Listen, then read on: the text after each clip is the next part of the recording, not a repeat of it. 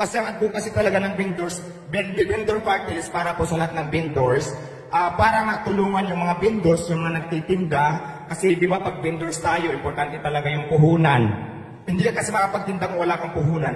Isa pa yan sa mga advokasya namin na dapat namin gawin pag binigyan kami ng pagkakataon para makaupo dyan sa pwesto. Sa batas po, paano po iyon gusto nyo pong magkaroon ng batas na magbibigay ng puhunan po sa mga vendors? Paano po ba yung specific? Yung sa batas kasi, ito kasi yung dapat bilang isang vendor talaga kasi naranasan ko talaga kung paano talaga makipaglaban sa mga iba, nakipiring tayo. Ang batas na gusto kong gawin, tapos lalong-lalo na po yung sa karanasan ko din na medyo yung permit medyo napakahirap, yun kasi naisip ko. Gusto ko mag-implement ako ng batas sa pag-aralan na para mas mapadali. Pero yung hindi mahirapan yung bawat maninindang Pilipino, nakakaya lang naman sa akin, mga small business lamang po kung tawagin. So parang ganun po yung naisip ko. Tapos yung tulungan yung mga vendors na, di ba, yung ipasabi ko nga, yung mga nasa kalsada, ayusin natin na hindi naman dapat yung basta lang kukunin yung mga paninda, di ba, kasi lahat naman yan pinaghirapan, yung iba niya utang pa yung puhunan. Isa pa yan sa mga naisip ko na gagawin ko para makatulong sa bawat maninindang Pilipino. Ayan, kami po ang kumakatawan ng vendor party list. So, maraming salamat po sa inyong lahat. Okay. May mga katanungan sa Medjay, no? Sige po. Magtatanong. Question please. Dwight Loeffler. Clarification lang, sir. Pang ilang nominee po kayo ng Pang ilang nominee po kayo ng vendor po ba o vendors po? Vendors party list po. Vendors party. At pang ilang nominee po? Pang-apat po. Bali pang-apat po ako.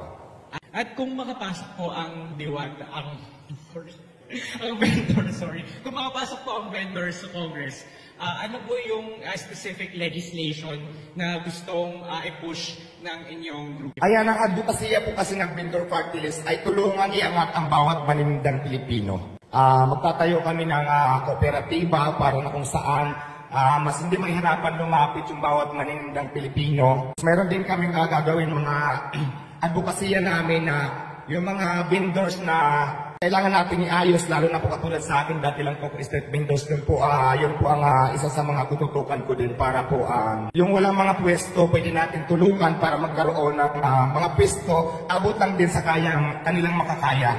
Ayan yung first renewals po namin, kasama ko sila, nandyan sila ngayon. Binanggit ko kanina, si Tita Malulipana, Sir Lawrence Pisigan, at saka si Ma'am Cheryl. So sila po yung tatlo. Oo, bakit ikaw yung mas pinagsalita nila kayo? Kasi alam ko din naman na mas marami magtatanong pag nandito para sa akin. Kaya ako yung umakyat talaga ng voluntary para umakyat dito na ako na lang yung magsalita. Kapag nangyari na natuloy sa Kamara, ano specifically yung isusulong yung panukalang batas? Kasi marami ng party list groups ang nagre-represent mabababa na mga ang trabaho o ang kabuhayan ika. Ayan ang mga batas na tulad ng sinabi ko kanina na magkaroon, kasi diba sa dami ng party list pero wala pa po kasi nag-represent ng vendor party list.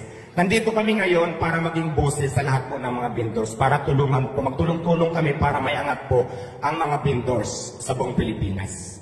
Teleradyo po yan, Mr. Diwata. Sir, magandang hapon. If ever lang mabigyan kayo ng pagkakataon na makapagsilbi, makakuha kayo ng pwesto sa Kamara pagdating ng halalan sa Mayo, paano ninyo hahatiin yung oras ninyo? Let's say, for example, dahil nominado din po kayo dito, kahit na pang-apat kayo, it would entail a lot of works, di ba? Kailangan nyo pong pag-aralan yung mga panukalang batas na isusulong ninyo. Hindi po ba magiging hadlang ito para doon sa mga negosyo nyo naman na pinapasok ngayon? Hindi po, kasi sa business ko bilang isang Diwata Paris, may mga tao naman po ako na nag-handle na mapapagkatiwalaan ko. Kaya yung oras ko, kaya naman po i-divide kung saan dapat.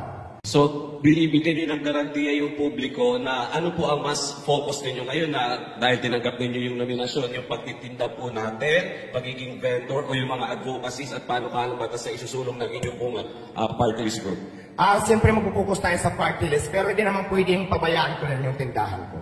Bibigay po ba kayo ng candy para sa Kamara? Ay bakit hindi kung gusto nila? Mag-a-underize tayo doon at free soft drinks pa. Sir, good afternoon po. Amor Santos po from Newswatch. Sir, ano po sa tingin niyo yung magiging bentahe po ninyo sa pagtakbo ninyo sa halalan? Considering na tama po ba, first time po ninyo nasasabang Yes, first time po.